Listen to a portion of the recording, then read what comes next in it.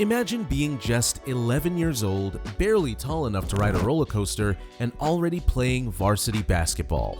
Cameras flashing, scouts whispering your name, viral videos hitting millions of views. Julian Newman lived that reality. He wasn't just a middle school basketball player, he was a prodigy taking the internet by storm. But fast forward a few years and the narrative around Julian changed drastically. So, what happened between those viral mixtapes and the struggles we see today? Why did the so-called future of basketball never become the next household name? Stick around, because this story isn't just about basketball. It's about how early fame can shape and sometimes derail a young athlete's entire future. Julian Newman was born on September 6, 2001, to Jamie and Vivian Gonzalez Newman. From the moment he could walk, basketball was more than a hobby. It was his way of life. His father, Jamie, worked as a basketball coach and trainer, and he believed that if you wanted to be the best, you had to train like the best. Other 4-year-olds are learning ABCs or trying to color inside the lines. Meanwhile, Julian is out there doing 100 free throws, 200 floaters, and 200 jump shots every single day. A strict regimen for a toddler, right? But it paid off. By 5th grade, Julian was starting varsity for Downey Christian School in Orlando, where his dad just happened to be the head coach.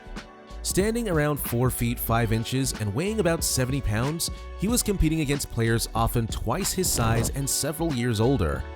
In his first year on varsity, Julian averaged 12 points, 11 assists, and 4 steals per game, numbers that looked straight out of a movie script. Local media couldn't ignore him, and soon the national outlets came knocking. Next thing you know, he's popping up on Sports Illustrated, the New York Times, Good Morning America, and even the Ellen DeGeneres Show. People couldn't get enough of the pint-sized point guard who was putting on clinics against teenagers. Julian Newman's highlight reels were more than basketball clips. They were must-watch moments. It wasn't just the stats that grabbed attention, it was the swagger. The lightning-fast crossovers, fearless deep three-pointers, and no-look passes made him a viral sensation. Videos like 11-year-old drops 20 pounds in varsity game racked up millions of views, turning Julian into a household name in youth basketball. Some matchups became legendary. His showdown with Kyrie Walker at the 2018 Neo Youth Elite Camp drew hundreds of thousands of views within days. And then there was the game against LaMelo Ball and Spire Academy.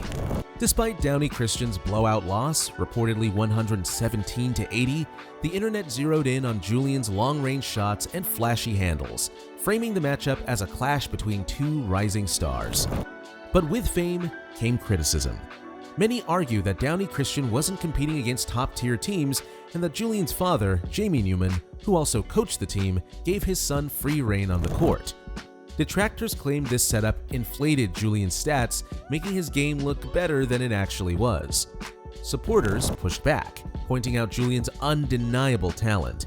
His speed, ball handling, and shooting range were real, and fans compared him to NBA underdogs like Nate Robinson and Muggsy Bogues, players who succeeded despite their height.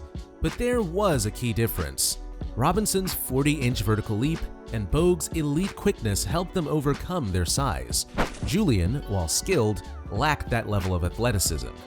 As high school progressed, the challenges became clear. At 5 feet 7 inches, Julian faced taller, faster defenders who could keep up with his moves. The crossovers that once left opponents stumbling no longer created space. Deep three-pointers began to feel more like forced shots than highlights. And as college scouts watched, every decision on the court mattered. Off the court, Julian's fiery demeanor raised eyebrows. Clips of him trash-talking opponents and clashing with coaches surfaced online.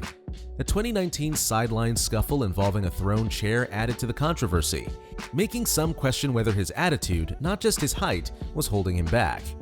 When you're labeled as a prodigy by the age of 10, the expectations can be crippling. Every move is scrutinized. Every bad game feels like a catastrophe. Julian himself later mentioned in interviews that he wished he'd worked harder on certain skills. But how do you separate constructive feedback from online trolls when the world has had its eyes on you since elementary school? Think about it. If everyone tells you you're the next big thing from the moment you lace up your first pair of sneakers, it's easy to believe that raw talent alone is enough. Throw in a father who's constantly putting you under a microscope, both as your coach and as your trainer, and you get a real recipe for burnout. And let's be honest, those YouTube mixtapes were entertaining, but were they helping him refine the fundamentals needed to impress top-tier college programs? Did focusing on viral moments like no-look passes, half-court shots, and ankle-breaking crossovers ultimately stifle the growth of a more complete point guard skill set? As Julian entered his junior and senior years, Downey Christian began scheduling tougher opponents. IMG Academy, Montverde Academy, Spire Institute. These schools churn out elite Division I athletes and future NBA prospects. In these matchups, Julian often struggled to make an impact. A notable example is a game against IMG where Downey Christian lost by over 40 points. Even more telling was how the team sometimes ran its offense more smoothly with Julian on the bench, highlighting concerns about his style of play and on-court decision-making. Meanwhile, a storyline emerged. Julian Newman has 15 Division I offers, but no one ever seemed able to confirm exactly which schools had made official offers.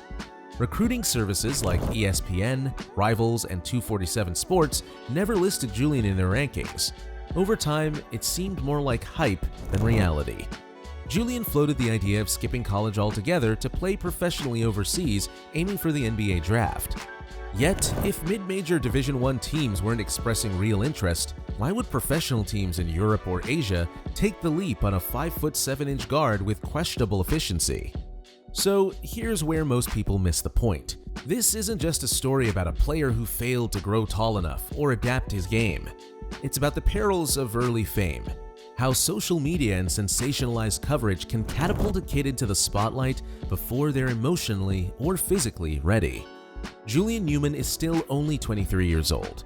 He's gained over 3,000 reported points in his high school career, a figure that, while debated due to the competition level, is still mind-blowing when you think about the age at which he racked them up. Even if he never steps foot on an NBA court, his story isn't over. There's a world of professional basketball outside the NBA, Europe, Asia, Latin America, where plenty of undersized guards have carved out respectable careers. But the bigger lesson here is about development versus showmanship. If you're an up-and-coming athlete, building a YouTube following might be exciting, but focusing on fundamentals can set you up for sustainable success. So, was Julian Newman really overhyped? Or was he a victim of an insane media machine that set the bar impossibly high? Could a different path, maybe transferring to a more rigorous high school program or toning down the media hype, have changed his fate? Let us know your thoughts in the comments. And if you enjoyed this video, hit that like button, subscribe, and turn on the notification bell so you don't miss the next one. Thanks for watching. Until next time,